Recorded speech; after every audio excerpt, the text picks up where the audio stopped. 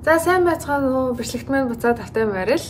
Хэрвээ миний бичлэгийг өмнө үзэж байгаагүй бол намайг Мина гэдэг. Би Канадын Ванкувер гэдэг хотод ирж амьдраад одоо баруун 2 жил болж байна. За тэгээд энэний өмнөх бичлэгэн дээр би студио буюу одоо монголоор бол нэг өрөө байранд амьдардаг. Тэгээд тэр байранд ямархуу байр байсан тухайга бичсэн. Тэр бичлэг дээрээ бас удахгүй нүүгч байгаа талаар ярьсан. Тэгэхээр шинэ байранд нүүгөөд ороод ирчихсэн. Яаж нүүсэн процесс, ямар юм болт юм бэ гэдгийг харуулсан бичлэгийг одоо үзээд тэгээд шинэ байрыг маань харцгаая. Бүр маш их навш болчт юм байна. Анх битүүр. За битүүр нүүх гээд тэгээд юмнуудаа баглаад ихсэн битүүрч гэж би ингээд хичээлээ хийж байгаа. Манай нөхөр болохоор ингээд юмнуудаа баглаад хийхэлсэн. Энэ хайртай ийм их харьцаанууд ингээд хийцэн заяа. Аяга тавгнуудынхаа өөртөө хэрэглэх аяга тавгнуудаа үлдээгээд тэгээ бусдыг багалцсан ахгүй юу? Тэгээд тэгсэн чинь амар хөөрхөн ганцхан шиг миний кофе уудаг аягыг үлдээсэн. Наа кофе ууж магадгүй явах хүртлээ гээд. It's so cute. За өнөөдөр 5 дахь өдөр бит хоёр маргааш нүүх ёстой. Тэгээ хамаг юм баглаад тавьсан. Миний ширээнээс бусдыг нь тэгээд харуулъя. Бүр маш их навш болчт юм байна. Нүүхийн яг өмнөх өдөр байгаа болохоор миний ширээд энд ажиллаа хийгээд үлдсэн. Одоо ажил тусны дараа тэрийг хураана. За энэ тагт маань их хөөрхөн, айгүй гоё вьютэй. Тэгээд энэ тагтан дээр мэн бит хоёрыг нүүж ирэхэд нэг 2 хос тагтаа ирээд тэгээд энэ 2 хос цагтаа маань явцсандаа бас 2 хүүхэдтэй болоод тэгээд 2 хүүхдийг нь бас тижээгээд яг гэрийн тижээвэр амтан шиг болцсон. Тэгээд энэ хоёртоо баяртай гэж хэлэхдээ жоохон гонигтай байгаа. Гэхдээ энэ гоё тагтан дээрээсээ хайрлаж өсөхөд гоё байсан шүү.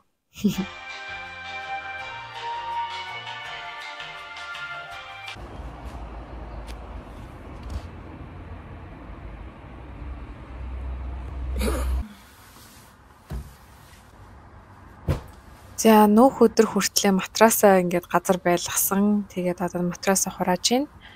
Хоёр яг анх энэ байранд орж ирж байхдаа хамгийн анхны худалдаа авалт бол матрас байсан. Тэгээд хамгийн сүүлчийн энэ одоо хураасан зүйл болоод матрасаа хурааж байна. За бид хоёр тэгээд машин түрээслээд нэг юм том ван түрээслээд өөрсдөө нүүгч байгаа. Тэгээд манай хүн болохоор тэр машинаа авах гад явцсан. Би одоо энэ үлдсэн байныхаа юм хүмүүс зэгцлээд явна.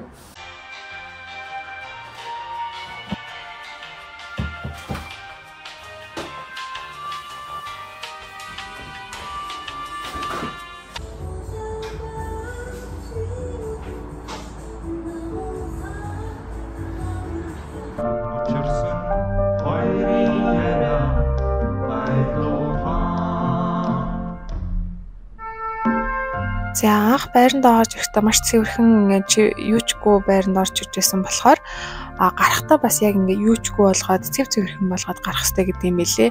Анх дээр 5 чемодантай л орж ирж байсан бол амар хэмтэй болоо гарсан. Тэгээд хамаг юмнуудад цэвэрлээ гарахгүй бол урьдчилгааны мөнгнөөс хасна гэсэн учраас маш сайхан цэвэрлээ гарсан.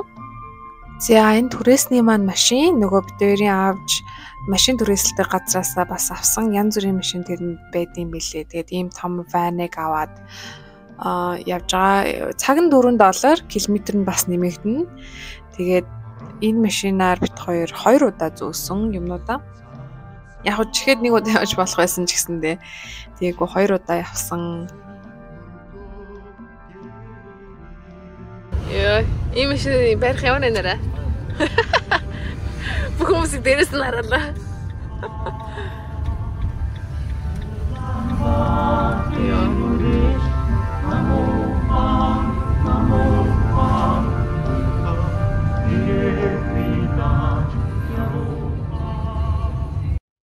За түрүүн хэлсэнчлэн анх байшин руугаа орохдоо цэвэрхэн байранд ордог гэсэн шиг яг цэвэрхэн байна уу, эвдэрсэн юмнууд юу нь юу байна гэдгийг бүгднгийн ингээд бичлэг болгоод хадгалаад оруулах айгу зүгээр юм билээ. Тэгээд цэвэрхэн байгаа хэсгийг одоо ингээд шалгаад явж гин.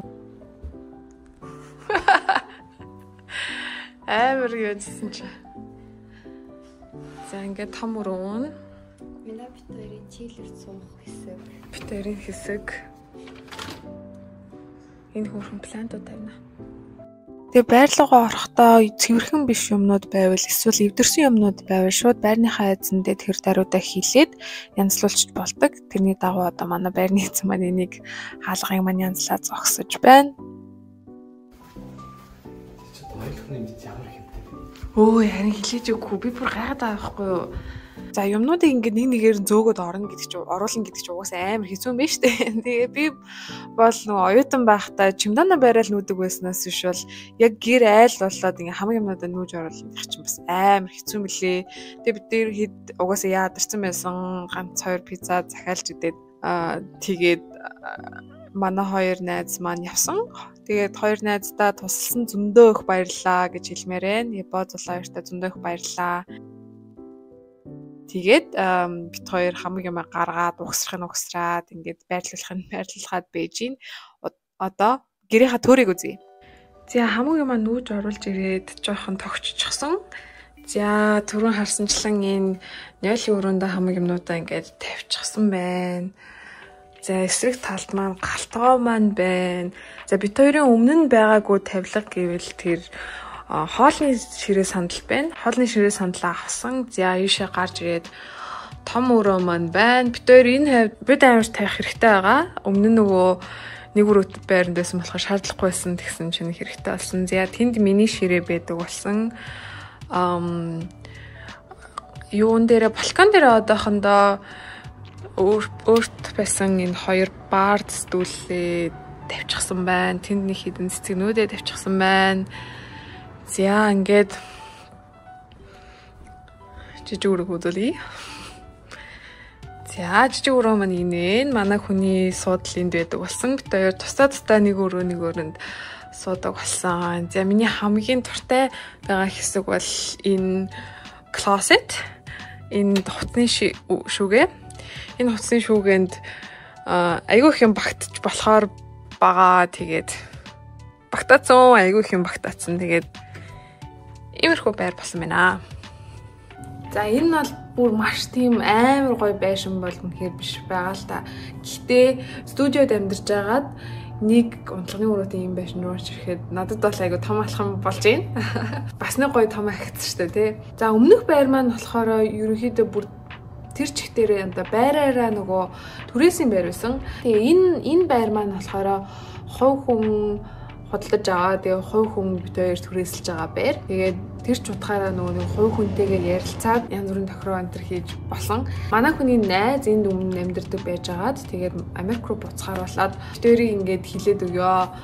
Орой гэж инаагээ хилээд өгөө гэд байрны эзэнтэй ярьж чаад өмнө нь энийг $1950 түрээсэлдэг байсан. Тэгээ бит хоёрс болохоор $100 л нэмээд $2050 түрээсэлж байгаа. Нэг унтлахны өрөөтэй байр ер нь $2050 гэдэг бол бусад хотуудтай одоо Чикаготой ч юм уу, Сиэтлтэй ч юм уу тий харьцуулахад бол бас л юм өндөр дүн.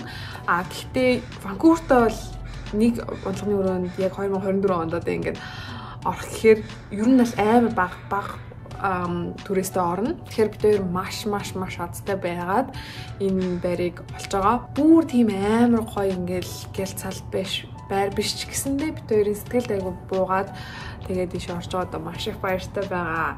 За тэгээд өмнөх байр шиг маань энэ байр маань бассейн эсвэл фитнесийн өрөө ерөөсөй байхгүй. Айгу хуучны 3 давхар байр. Одоо хуучин Монголд ч нөгөө нэг хуучны 5 давхар угсармал гэдэг шиг яг энд нөгөө хуучны 3 давхар гэж ярьдаг нэг тийм байшингуудтай. Тэгээд ер нь бол байр түрээслэхэд хувь хүмүүс ер нь бол байр түрээслэгчид миний харж байгаагаар болохоор тийм хосуудад ажил хийдэг юм хосуудад угаасаа амар дуртай байдаг. Ягаад тэгэхээр ганцаар байх юм бол мэдээ шоодож маваад гэдэг чинь мөнх аймтаа оруулж ирээд гэрийг бас баллаа ичдэг юм шиг байна. Тэгээд та ялангуяа дахиад хосууд ороод ирлээ гэдэгт айгу дуртай байгаа гэж би ойлгож байгаа. Тэгээд бид хоёрыг айгу ингээ хөөрхөн оруулаад